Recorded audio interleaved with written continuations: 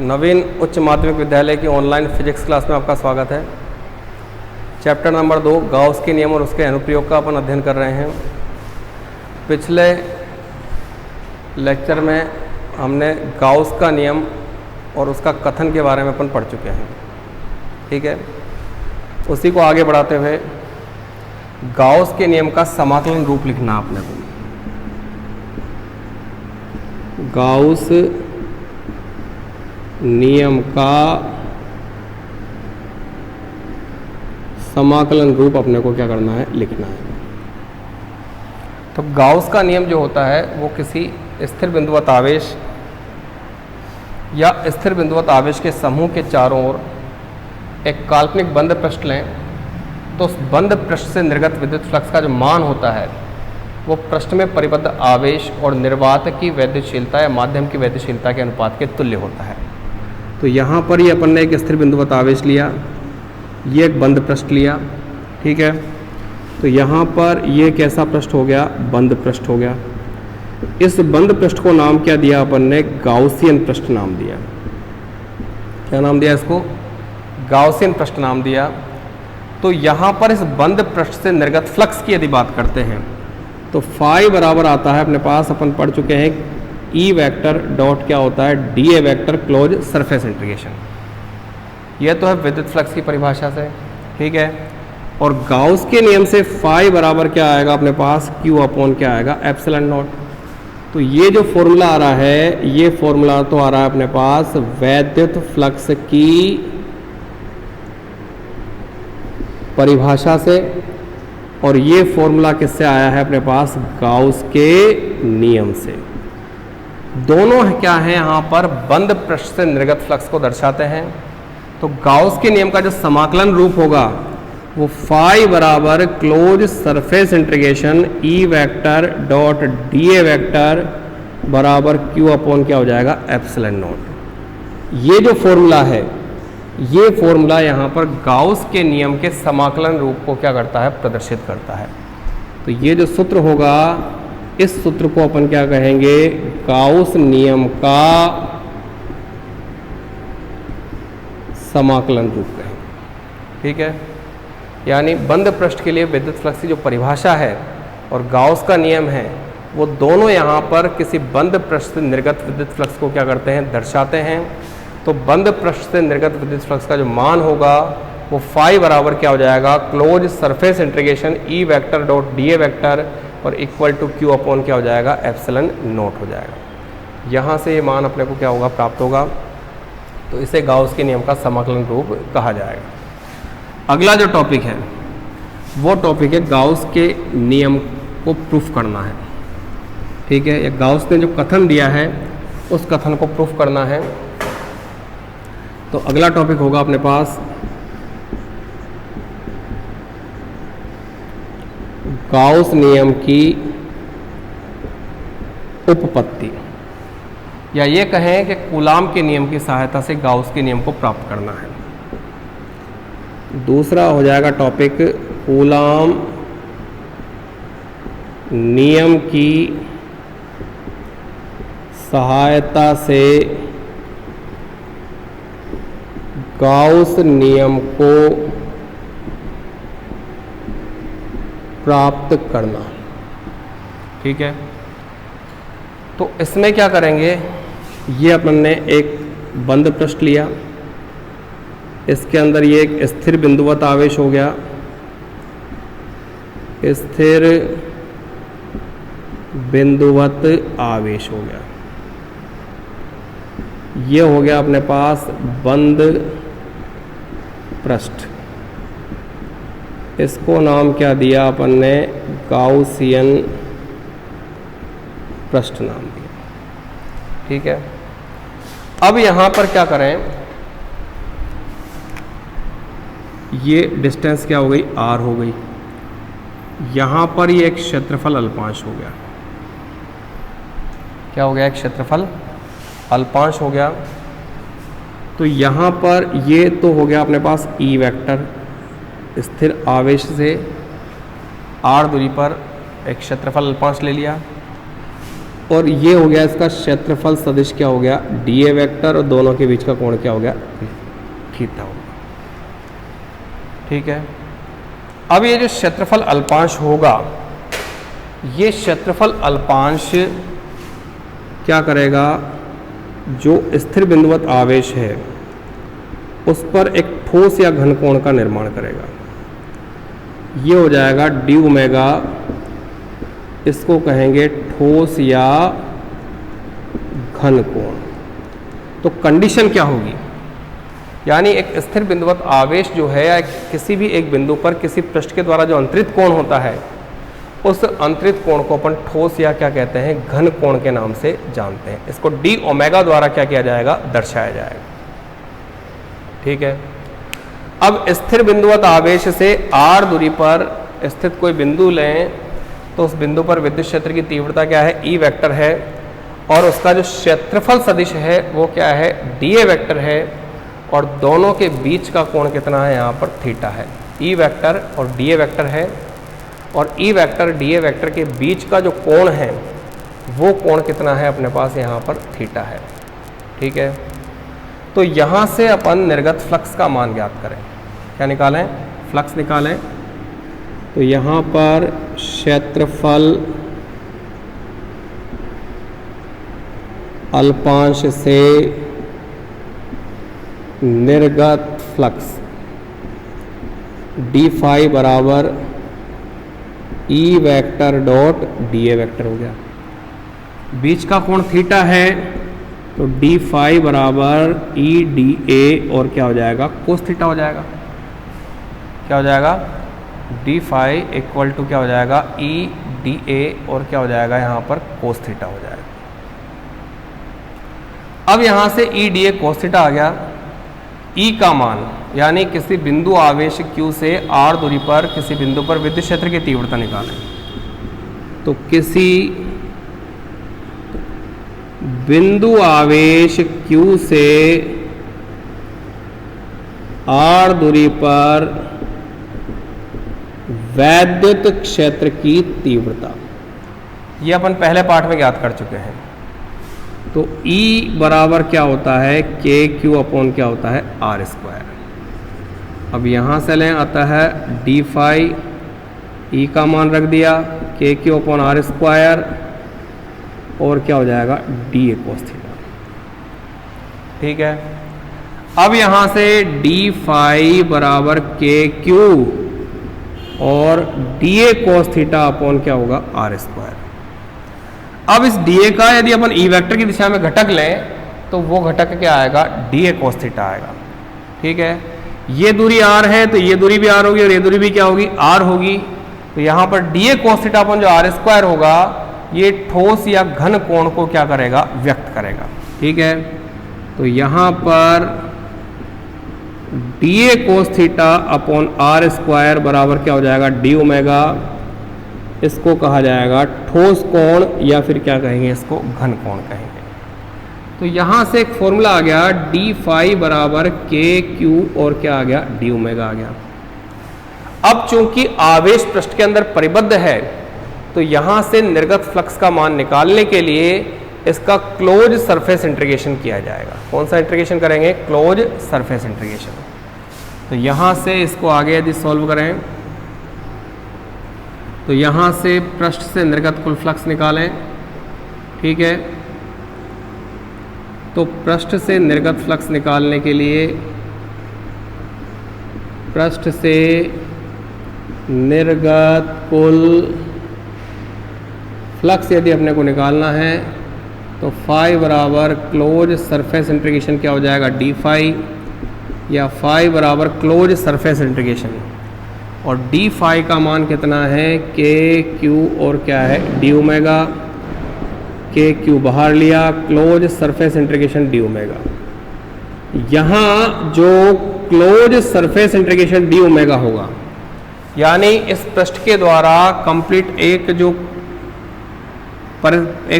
एक चक्र को पूरा करने में जो कोण इस केंद्र पर बनेगा, वो कोण क्या कहलाएगा, ठोस कोण। यानी कंप्लीट सरफेस के लिए जो ठोस कोण की वैल्यू इस बिंदु पर बनेगी, वो वैल्यू यहाँ पर क्या होगी, 4 पाई होगी। तो ये वैल्यू क्या हो गई, 4 पाई होगी। फाई बराबर के क्यू और क्या हो गया यहाँ पर 4 पाई हो गया, चूंकि के बराबर कितना होता है 1/4 पाई एप्सिलॉन नॉट, तो फाई बराबर के की जगह रख दिया 1/4 पाई एप्सिलॉन नॉट क्यू और 4 पाई से 4 पाई कैंसिल, तो फाई बराबर क्या आ जाएगा क्यू अपॉन में क्या आ जाएगा एप्सिलॉन नॉट। तो ये वैल्यू अपने को यहाँ पर क्या हो जाएगी प्राप्त हो जाएगी। यानी यहाँ से एक तरह से ये कह सकते हैं कूलाम के नियम का इसमें प्रयोग किया गया है और कूलाम के नियम की सहायता से गाउस के नियम का अपन ने फॉर्मूला क्या कर लिया, ज्ञात कर लिया। तो कंडीशंस क्या हो जाएगी यहाँ पर कि कूलाम नियम द्वारा गाउस के नियम की प्राप्ति या गाउस के नियम की क्या होगी उत्पत्ति होगी। ठीक है, किया क्या है इसमें वो एक बार और समझें। सबसे पहले तो अपन एक स्थिर बिंदुवत आवेश लिया Q। इस स्थिर बिंदुवत आवेश के चारों तरफ अपन ने एक काल्पनिक बंद पृष्ठ का निर्माण कर दिया, यानी आवेश पृष्ठ के अंदर कैसा है परिबद्ध है। और यदि आवेश पृष्ठ के अंदर परिबद्ध होगा, ठीक है, तो आवेश यदि पृष्ठ के अंदर परिबद्ध होगा तो इस कंडीशन में इस आवेश से r दूरी पर एक अपन ने क्षेत्रफल अल्पांश ले लिया। उस क्षेत्रफल अल्पांश पर E वेक्टर और dA वेक्टर के बीच का कोण कितना है थीटा है। तो इस क्षेत्रफल अल्पांश से कई सारी रेखाएं खींची गई हैं, वो उस बिंदु आवेश पर मिल रही हैं। यानी ये कह सकते हैं कि क्षेत्रफल अल्पांश द्वारा बिंदु आवेश पर जो बनाया गया कोण है वो कोण कितना है अपने पास डी ओमेगा है। इस कोण डी ओमेगा को ठोस या क्या कहा जाएगा घन कोण के नाम से जाना जाएगा। ठीक है, अब यहाँ जो अपन ने एक क्षेत्रफल अल्पांश लिया है, इस क्षेत्रफल अल्पांश से निर्गत विद्युत फ्लक्स का मान क्या करना अपने को ज्ञात करना है। तो क्षेत्रफल अल्पांश से निर्गत विद्युत फ्लक्स निकालने के लिए डी फाई निकाला, डी फाई बराबर क्या हो जाएगा ई वेक्टर डॉट क्या हो जाएगा डी ए वेक्टर हो जाएगा। अब डी फाई बराबर क्या आ जाएगा ई डी ए और क्या आ जाएगा कोस थीटा आ जाएगा। तो किसी बिंदु आवेश Q से r दूरी पर किसी बिंदु पर यदि विद्युत क्षेत्र की तीव्रता की यदि अपन बात करें तो उस बिंदु पर विद्युत क्षेत्र की तीव्रता को अपन ने चैप्टर नंबर 1 में ज्ञात किया है और वो सूत्र आता है KQ/r² आता है। ठीक है, कूलाम के नियम की सहायता से इसको अपन ज्ञात करते हैं। डी फाई बराबर ई का मान रख दिया KQ/r² और डी ए क्या हो गया कोस थीटा हो गया। KQ को एक तरफ कर दिया, डी ए कोस थीटा अपन क्या कर दिया r² कर दिया। D A cos theta upon r² को यहाँ पर ठोस या घनकोण कहेंगे। ठीक है, तो यहाँ पर डी फाई बराबर क्या हो जाएगा KQ और डी ओमेगा हो जाएगा। इसके बाद पृष्ठ से निर्गत कुल फ्लक्स यदि निकालना है तो आवेश चूंकि पृष्ठ के अंदर कैसा है परिबद्ध है बंद है, तो यहाँ से निर्गत कुल फ्लक्स का मान निकालने के लिए फाई बराबर क्या कर दिया अपन ने close surface integration D phi कर दिया। क्लोज सरफेस इंटीग्रेशन KQ और क्या हो जाएगा डी ओमेगा हो जाएगा। KQ को बाहर लिया, क्लोज सरफेस इंटीग्रेशन क्या आ जाएगा डी ओमेगा आ जाएगा। तो close surface integration D omega का जो मान होगा वो कितना होगा 4 पाई होगा। तो यहाँ लिख दिया KQ 4 पाई, K का मान होता है 1/4 पाई एप्सिलॉन नॉट, 4 पाई से 4 पाई कट जाएगा तो फाई बराबर आ जाएगा सीधा सीधा अपने पास Q/एप्सिलॉन नॉट। तो इस प्रकार से गाउस के नियम की उत्पत्ति भी इसको कह सकते हैं या कूलाम नियम की सहायता से गाउस के नियम को प्राप्त करना भी इसको कहा जा सकता है। तो कूलाम नियम की सहायता से गाउस के नियम की प्राप्ति ये टॉपिक हो सकता है। ठीक है, इसके बाद अगले टॉपिक की यदि हम बात करें, गाउस के नियम को पढ़ लिया, इसके बाद आते हैं गाउस के नियम के अनुप्रयोग। ठीक है, तो गाउस के नियम के अनुप्रयोग में पहला जो अनुप्रयोग है वो है अपने पास चालक गोला, आवेशित चालक गोला कह सकते हैं या आवेशित गोलीय कोश कह सकते हैं। आवेशित चालक गोला या आवेशित गोलीय कोश भी कह सकते हैं या आवेशित खोखला गोला भी कह सकते हैं।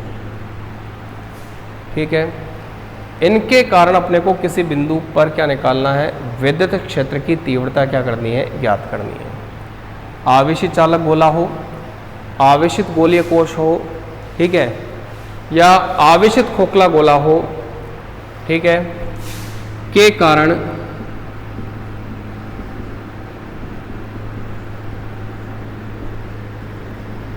किसी बिंदु पर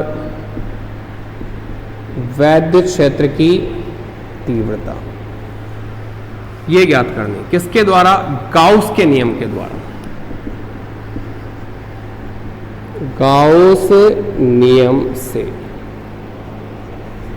ठीक है, तो गाउस नियम की सहायता से किसी आवेशित चालक गोले, आवेशित गोलीय कोश या आवेशित खोखले गोले के कारण किसी बिंदु पर क्या निकालना है अपने को, विद्युत क्षेत्र की तीव्रता का मान ज्ञात करना है। ये हो गया अपने पास एक गोला, चाहे इसको चालक गोला मान लें, आर इसकी त्रिज्या है, चाहे इसको गोलीय कोश मान लें, चाहे इसको खोखला गोला मान लें। तीनों केस में जब इसको अपन आवेश देंगे Q, तो यह आवेश Q इसकी सतह पर एक समान रूप से क्या हो जाता है, वितरित हो जाता है। तो R त्रिज्या का एक चालक गोला है, या R त्रिज्या का एक गोलीय कोश है, या R त्रिज्या का एक खोखला गोला है, जब भी इसको आवेश दिया जाएगा तो वो आवेश Q इसकी सतह पर एक समान रूप से वितरित हो जाएगा। गोले का केंद्र C है और गोले की त्रिज्या क्या है, R है। ठीक है, अब यहां से यदि अपन देखें कि एक बार बिंदु P को गोले के बाहर लिया, एक बार बिंदु P को गोले की सतह पर लिया, और एक बार बिंदु P क्या है, गोले के अंदर है। ये तीन स्थितियां यहां पर संभव है, और तीनों स्थितियों में ये दूरी कितनी है, स्मॉल r है, यानी यहां पर स्मॉल r ग्रेटर देन क्या होगा, कैपिटल R होगा, यहां पर स्मॉल r बराबर कैपिटल R होगा, और यहां पर स्मॉल r लेस देन क्या होगा, कैपिटल R होगा। यानी गोले के बाहर, गोले की सतह पर और गोले के अंदर ये बिंदु हैं। इन बिंदुओं पर क्या किया, एक गोलाकार गाउसीय पृष्ठ का क्या कर दिया अपन ने, निर्माण कर दिया। तो ये यहां पर बनने वाले क्या हो गए, गोलाकार गाउसीय पृष्ठ हो गया। अब जब गोलाकार गाउसीय पृष्ठ बनाया है तो इस गोलाकार गाउसीय पृष्ठ में संपूर्ण आवेश चूंकि गोले के अंदर विद्यमान है, तो यहां पर अपन ने एक क्षेत्रफल अल्पांश लिया, उस क्षेत्रफल अल्पांश का क्षेत्रफल सदिश क्या होगा, dA वेक्टर होगा, और हमेशा पृष्ठ के लंबवत ही क्या होगा, यहां से क्षेत्र की तीव्रता की दिशा होगी। तो क्षेत्र की तीव्रता क्या होगी, यानी इन दोनों के बीच का कोण यहां थीटा बराबर कितना हो जाएगा, 0 डिग्री हो जाएगा। ठीक है, यहां भी कोण क्या हो जाएगा, 0 डिग्री हो जाएगा। तो यहां पर अपन केस फर्स्ट की यदि अपन बात करें, केस फर्स्ट का मतलब small r greater than capital R होगा, यानी P क्या होगा, आवेशित गोलीय कोश के बाहर है। अब इसमें जो परिबद्ध आवेश है अपने पास गाउसीय पृष्ठ में, वो परिबद्ध आवेश कैपिटल Q है। ठीक है, तो यहां जो परिबद्ध आवेश होगा वो परिबद्ध आवेश Q का Q ही रहेगा। अब यहां पर क्या किया है अपन ने, गाउस का नियम और फ्लक्स की परिभाषा का प्रयोग किया। फाई बराबर close surface integration E vector dot dA vector Q upon क्या हो जाएगा, एप्सिलॉन नॉट हो जाएगा। तो close surface integration E dA cos of कितना हो जाएगा, 0, Q अपॉन क्या हो जाएगा, epsilon not. Close surface integration E dA Q upon क्या हो गया, एप्सिलॉन नॉट। E को बाहर लिया, close surface integration dA Q upon क्या हो गया, एप्सिलॉन नॉट। यहां पर चूंकि ऐसे कई सारे अल्पांश इस संपूर्ण गोले की सतह पर क्या होंगे, विद्यमान होंगे, तो क्लोज सरफेस इंटीग्रेशन जो dA होगा, यानी क्लोज सरफेस इंटीग्रेशन dA जो होगा वो क्या होगा, गोले का संपूर्ण पृष्ठीय क्षेत्रफल। तो क्लोज सरफेस इंटीग्रेशन dA का मान कितना होगा, 4 पाई और क्या होगा, r स्क्वायर होगा।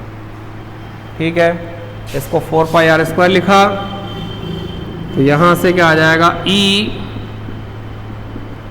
4 पाई r स्क्वायर Q अपॉन क्या आ गया, एप्सिलॉन नॉट। E निकाला तो Q upon 4 pi epsilon not और क्या हो गया, r स्क्वायर। E बराबर KQ अपॉन r स्क्वायर। यहां K बराबर 1 अपॉन 4 पाई एप्सिलॉन नॉट। तो आउट है, तो E out KQ upon r square, r greater than क्या होगा, r होगा। इसको समीकरण नंबर क्या कह दिया अपन ने? 1 कह दिया। केस फर्स्ट लिया था r ग्रेटर देन r, यानी स्मॉल r का मतलब है जो बिंदु P है वो आवेशित गोलीय कोश या आवेशित चालक गोला या आवेशित खोखले गोले के बाहर है। केस सेकंड है। केस सेकंड की यदि बात करें तो केस सेकंड में r बराबर क्या होगा? r होगा, यानी P जो है वो आवेशित गोलीय कोश की सतह पर हो, सतह पर होगा तो सीधा सीधा समीकरण 1 में r बराबर r रखने पर ई सरफेस के क्यू अपॉन आर स्क्वायर और r बराबर क्या होगा? r होगा। ये केस सेकंड हो गया। ये अपने पास केस फर्स्ट था और ये अपने पास क्या हो गया? केस सेकंड हो गया। अब थर्ड केस की यदि अपन बात करें तो यहां देखें केस थर्ड, जब r लेस देन क्या है? r, यानी बिंदु P आवेशित गोलीय कोश के कहां है? अंदर है। P आवेशित गोलीय कोश के अंदर है। अंदर यदि है तो यहां जो अंदर स्मॉल r त्रिज्या का गाउसीय पृष्ठ बनेगा उसमें परिबद्ध आवेश का मान क्या होगा? 0 होगा। यहां स्मॉल r त्रिज्या के गाउसियन पृष्ठ में परिबद्ध आवेश क्या होगा? 0 होगा। और यदि परिबद्ध आवेश 0 है, 0 है, तो परिबद्ध आवेश के 0 होने की जो कंडीशन है उसमें विद्युत क्षेत्र की तीव्रता भी क्या हो जाएगी? 0 हो जाएगी। क्योंकि Q बराबर 0, इसलिए E इन बराबर 0, R लेस देन R, ये कंडीशन यहां पर आएगी। तो ये जो है इसको समीकरण नंबर क्या कह दिया अपन ने? 3 कह दिया। यहां जो ये है इसको समीकरण नंबर क्या कह दिया अपन ने? 2 कह दिया। ठीक है, तो कंडीशन क्या है? एक आवेशित चालक गोला लें या आवेशित गोलीय कोश लें या आवेशित खोखला गोला लें। ठीक है, इसकी त्रिज्या r है, केंद्र क्या है? C है। इसको जब अपन आवेश देंगे तो वो आवेश इसकी सतह पर एक समान रूप से क्या हो जाएगा? वितरित हो जाएगा। अब गोले के केंद्र से स्मॉल r दूरी पर 3 कंडीशंस में बिंदु लिए हैं। बिंदु P गोले के बाहर है, स्मॉल r ग्रेटर देन क्या होगा? कैपिटल R होगा। बिंदु P गोले की सतह पर है तो स्मॉल r बराबर कैपिटल R होगा, और बिंदु P यदि गोले के अंदर है तो स्मॉल r लेस देन क्या होगा? कैपिटल R होगा। इन तीनों स्थिति में बिंदु P की उपस्थिति पर 3 गोलाकार गाउसीय पृष्ठ क्या कर लिए अपन ने? बना लिए। बाहर वाला पृष्ठ लिया, यहां पर E वेक्टर DA वेक्टर क्या होगा? समान दिशा में होगा।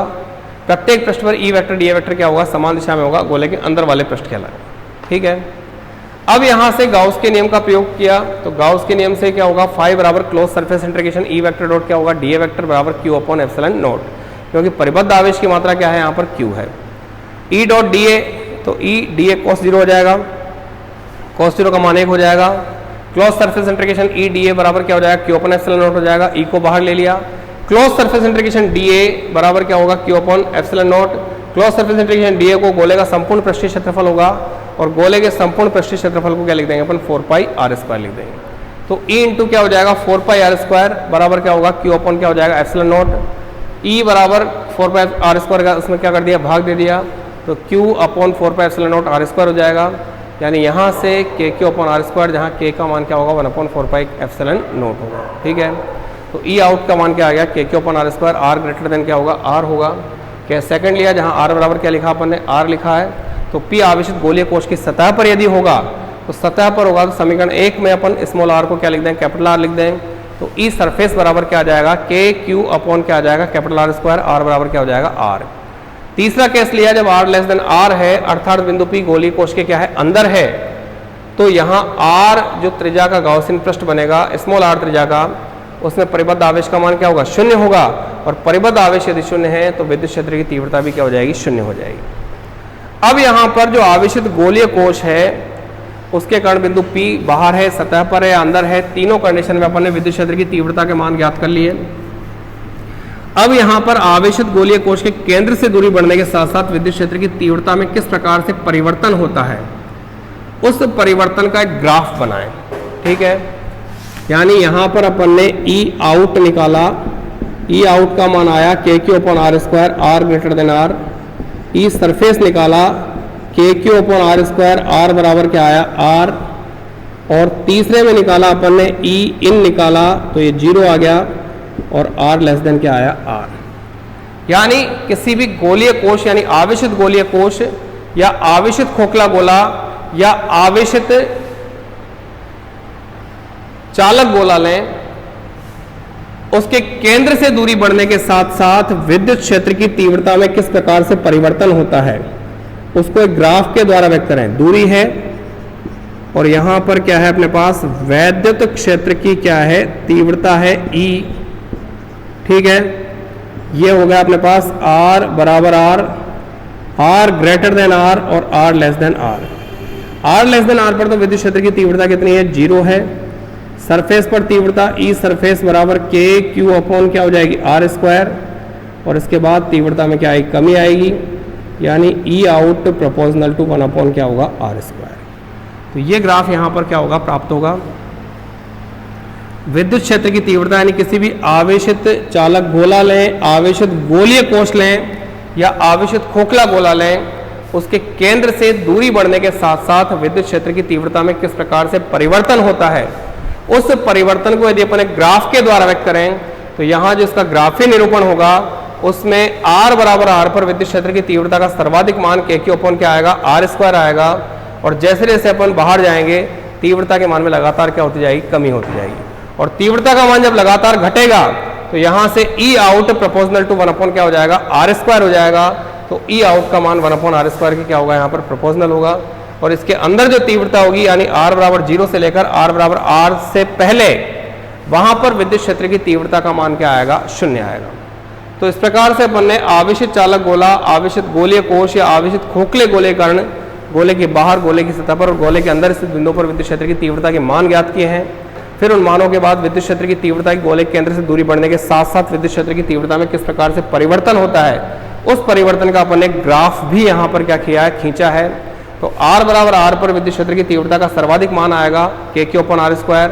जैसे जैसे R का मान बढ़ेगा विद्युत क्षेत्र की तीव्रता क्या होगी, घटेगी, यानी E समानुपाती क्या हो जाएगा, 1/R² होगा। और गोले के अंदर प्रत्येक बिंदु पर विद्युत क्षेत्र की तीव्रता का मान क्या होगा, 0 होगा। और 0 होने का जो कारण है वो कारण केवल यही है कि जो आवेशित चालक गोला है, आवेशित खोखला गोला है, आवेशित गोलीय कोश है, उस पर आवेश का जो संपूर्ण वितरण है वो संपूर्ण वितरण केवल कहां पर रहेगा, सरफेस पर रहेगा। उसके अंदर आवेश का मान क्या रहेगा, 0 रहेगा। तो इस प्रकार से अपन ने आवेशित चालक गोला, आवेशित गोलीय कोश या आवेशित खोखले गोले के कारण किसी बिंदु पर अपन ने विद्युत क्षेत्र की तीव्रता को क्या किया, अपन ने यहाँ पर ज्ञात किया है। ठीक है, अब यहाँ यदि अपन देखें तो आज जो टॉपिक पढ़े हैं अपन ने वो है एक तो गाउस के नियम की उत्पत्ति। ठीक है, गाउस के नियम की जो उत्पत्ति है, उत्पत्ति में अपन ने देखा है कि कूलाम के नियम से गाउस के नियम को ज्ञात किया है। गाउस के नियम को यहाँ पर क्या किया, व्युत्पन्न किया है। उसका जो सूत्र था phi बराबर Q/ε0, उसको क्या किया है, यहाँ पर प्रूफ किया है। और दूसरा गाउस के नियम का पहला अनुप्रयोग अपन ने देखा है, आवेशित चालक गोले, आवेशित गोलीय कोश या आवेशित खोखले गोले कारण किसी बिंदु पर विद्युत क्षेत्र की तीव्रता का एक सूत्र अपन ने यहाँ पर क्या किया है, निकाला है।